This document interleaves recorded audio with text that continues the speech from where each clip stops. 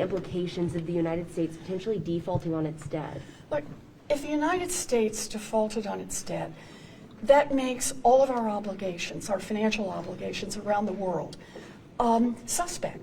And right now, the US dollar that's the reserve currency. That's what everyone wants. That's what they know you can depend on.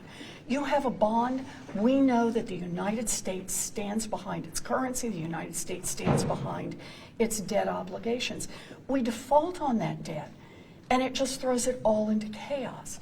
That is costly to the United States, but it's also enormously disruptive to financial systems around the world. The politics that the Republicans are playing right now is not only bad for our country, it is dangerous for our country. Should it be added to reconciliation? This is not the way to get it done. The way to get it done is exactly the way the Democrats joined the Republicans during the Trump years, and we raised the debt limit when it was necessary to do it. Remember, raising the debt limit is not about future spending, it's about honoring past obligations. All that anyone is asking for at this point is to raise the debt limit to cover the obligations from the Trump years. That's all that we're looking for at this point.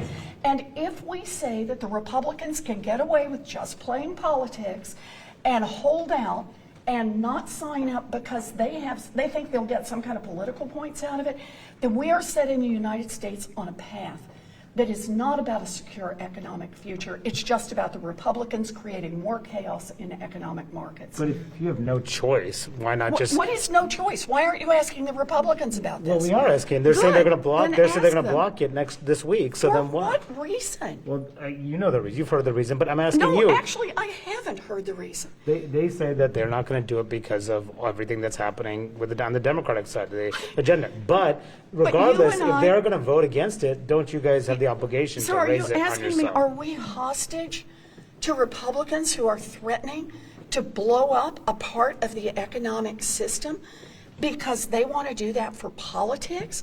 That's just not where we should be as a nation. None of us were elected to come here just to cause trouble so that the Republicans can get reelected. That's not what this is about. And I think we need to stand strong.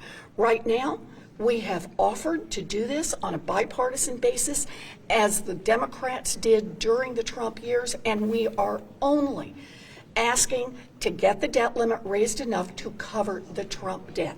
That's what we should be doing. So if they block it, though, then what are you going to do? Is it going to be a default?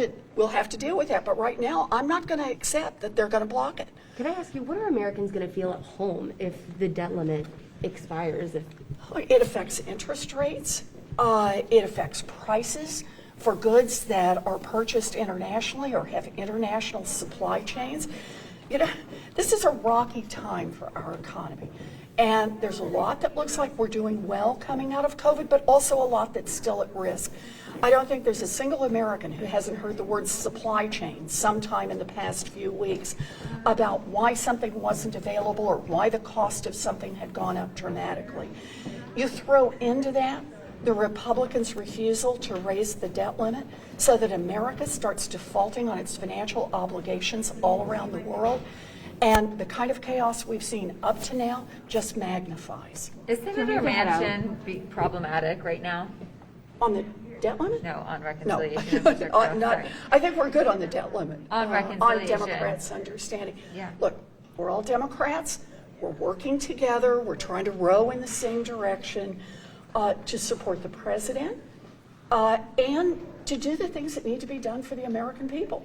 And that's roads and bridges. It's also child care and expanded Medicare and fighting back against climate crisis. Is You he think the House should- jeopardizing with the president's This is the last agenda? question. I have to head back. Right now, we're all moving in the same direction. We were all there yesterday at lunch. We talked about it. We talked about the importance of moving forward. But you know, we haven't nailed all the details down yet. I Should know the that House you've also